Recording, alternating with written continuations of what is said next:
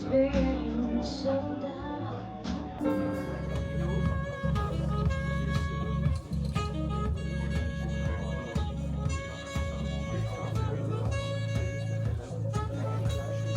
we are, Adam from AudioQuest. The Adam from AudioQuest travels the world explaining and demonstrating how rather amazing most of your range, not all of it, but the Dragonfly, there's a new one. There is indeed. This is the new Dragonfly Copper. This is something we've only just announced for the first time at the high-end show here in Vienna. We've been making Dragonfly since 2012. We had the original Dragonfly, we've been through different versions. There was the black, the red, the cobalt. This is probably the final Dragonfly, one Dragonfly to rule them all. Is that it? So this is the definitive. This is the definitive, because you cannot improve on perfection. What has changed since we launched Dragonfly Cobalt in 2019? We've still got the same form factor. It's still USB-A, and it comes with this USB-A to C adapter in the box. Okay. You can plug this directly into a mobile device, phone, tablet. It also works directly with your computer. It is $24.96, which some people might say is not enough for that.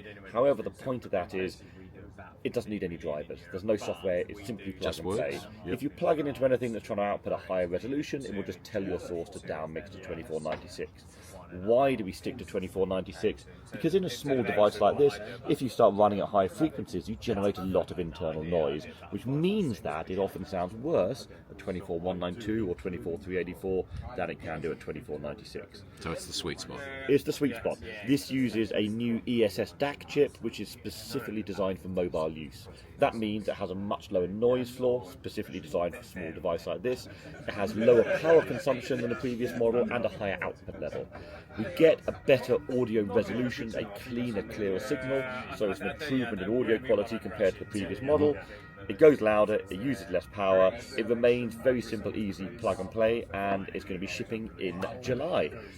Euro and US retail is $249, €249. I don't know quite what that translates to into Aussie dollars. Give it a multiple or something, and the guys there will set the price on it very shortly, and that should be arriving in Australia probably in August. Probably $19.99. $1 million. $1 million.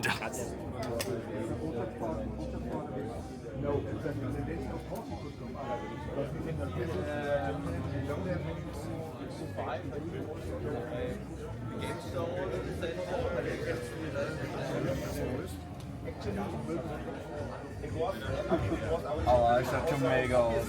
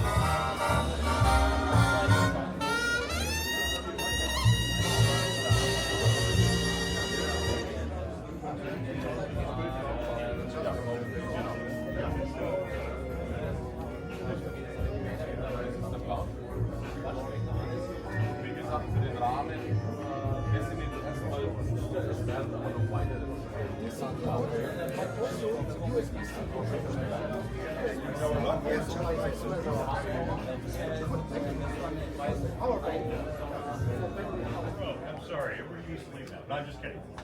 Good morning. Welcome to the JBL. I have to be American humor, I'm sorry. Welcome to JBL Levinson booth.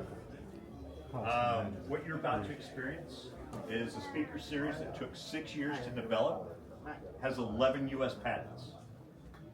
If you look at JBL's long history in the music industry, there's actually a museum outside that shows our 80 years of product development. Last year at Munich, we introduced the first 3 speakers in this series. On your left-hand side on the lower shelf is product Amma, or Summit Amma, Summit Primare, Summit Makalu.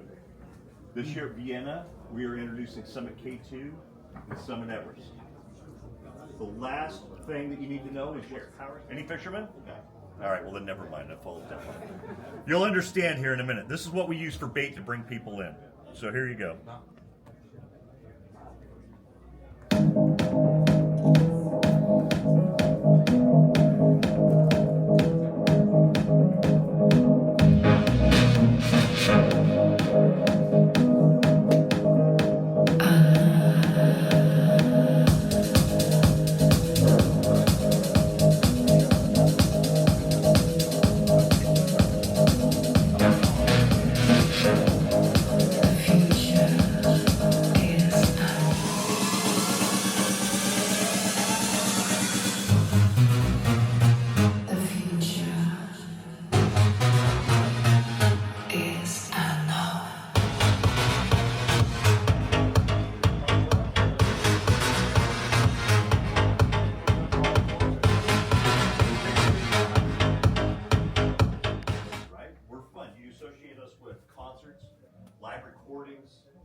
etc. And a lot of that translates down into these products.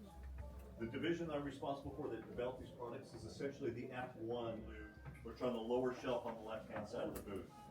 This year at Vienna, some at K2, some at Everest. These are being powered by Mark Levinson Electronics, the brand new 600 series, 626.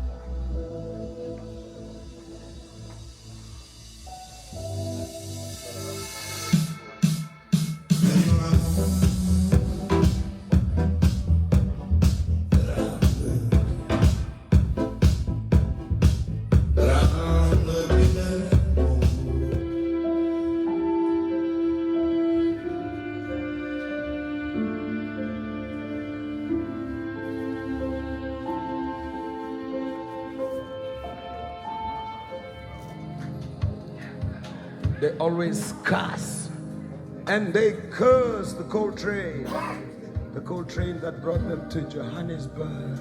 Alan Shaw, Harbeth, how you going? Yeah, good to. Hello, Australia. We've just listened to the new loudspeaker. Yeah. It's active. It's active digital. Yeah, what the hell?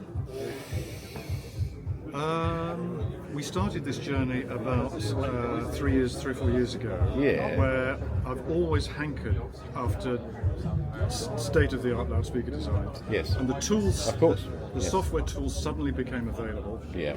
And I thought, okay, we have two choices. We can develop from first principles in-house. That's the expensive way. Yes, yes. Or we can bring in a consultant. Sure. You bring in a consultant, you're chained to them forever, and just when the customers hit the first bugs, Yes. he's gone off He's on gone. another contract. And, you know, we've got a brand reputation to look after, so I didn't go down that route. So we did it the slow way. We started with absolutely zero knowledge of DSP, Yes. and we learnt it all the hard way.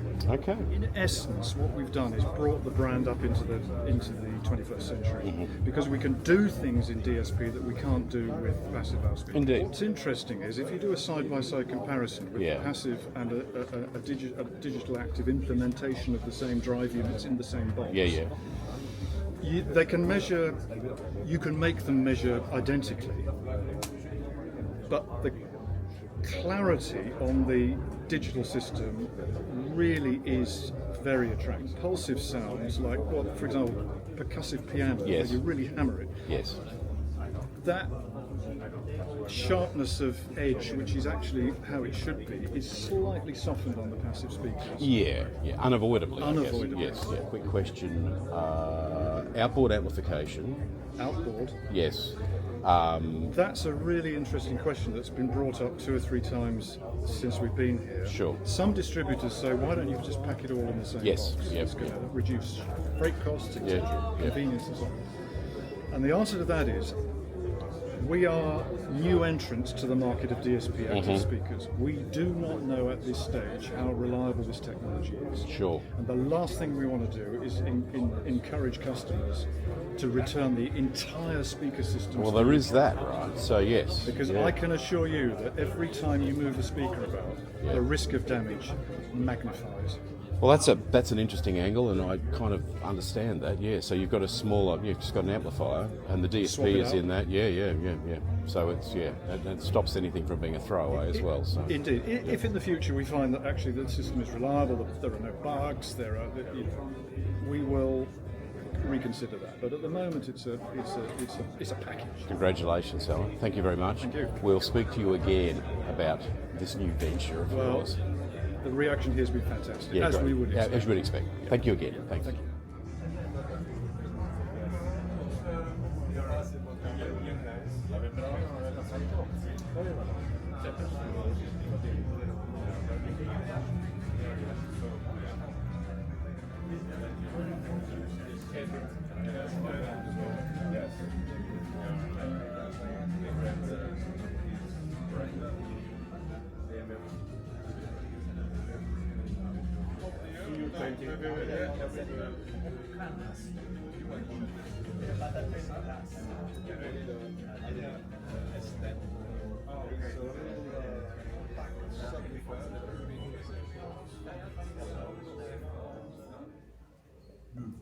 Hat bisher keiner gekannt. Ich habe das immer wieder gesagt, aber immer wenn ich es vorstelle, heißt das, wer war das nochmal? Also,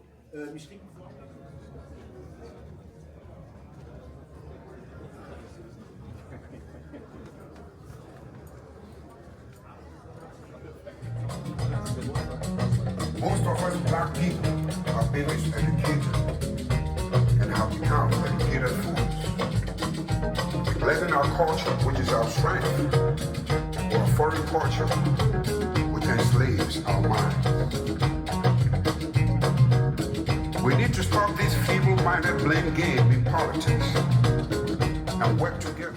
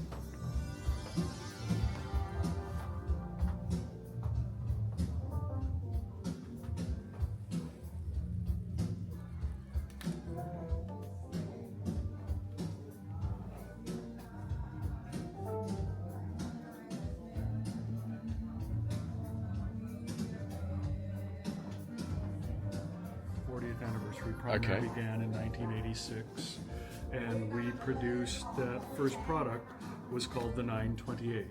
Okay. And our chief engineer, who has been with the company from the very beginning, we tasked him with the idea that if he were able to utilize all 40 years of his experience in the new technology, how would you design the 928 And we for the have, next 40 years? and we have this. So then we have this. And so as with the original, we had an analog, fully balanced preamplifier taking advantage of this architecture of taller rather than wide to orient the circuit, the basic circuit elements to best work together while interfering with each other less, as well as to maintain the shortest possible signal paths. In that model, we had a 52 resistive bridge network volume control, which clunked like an old tractor. We've actually designed into the new board to have a little bit of a reminiscent of that feel. Wow. Give me Sure, a go taste ahead. of the knob feel. Yeah, knob feels important. That is. A lot of people I notice who do the knob feel thing. Oh yeah, it's really That's important. very fine knob feel. Thank you very much. That's it's at the upper end of the spectrum. Well, yeah. it's interesting too because Bo Christensen was an industrial designer who founded the company, and his brief was that the experience of audio is complete. It's not just the sound of it, Yeah. but it's the tactile, Indeed. it's the visual.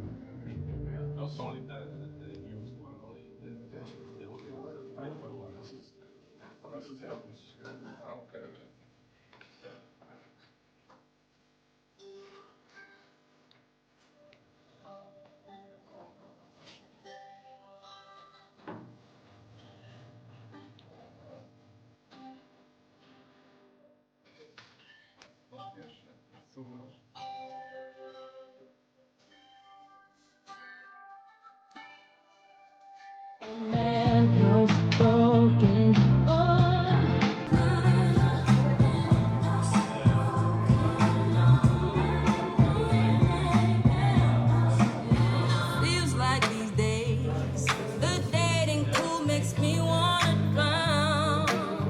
Oh yeah. Second go good.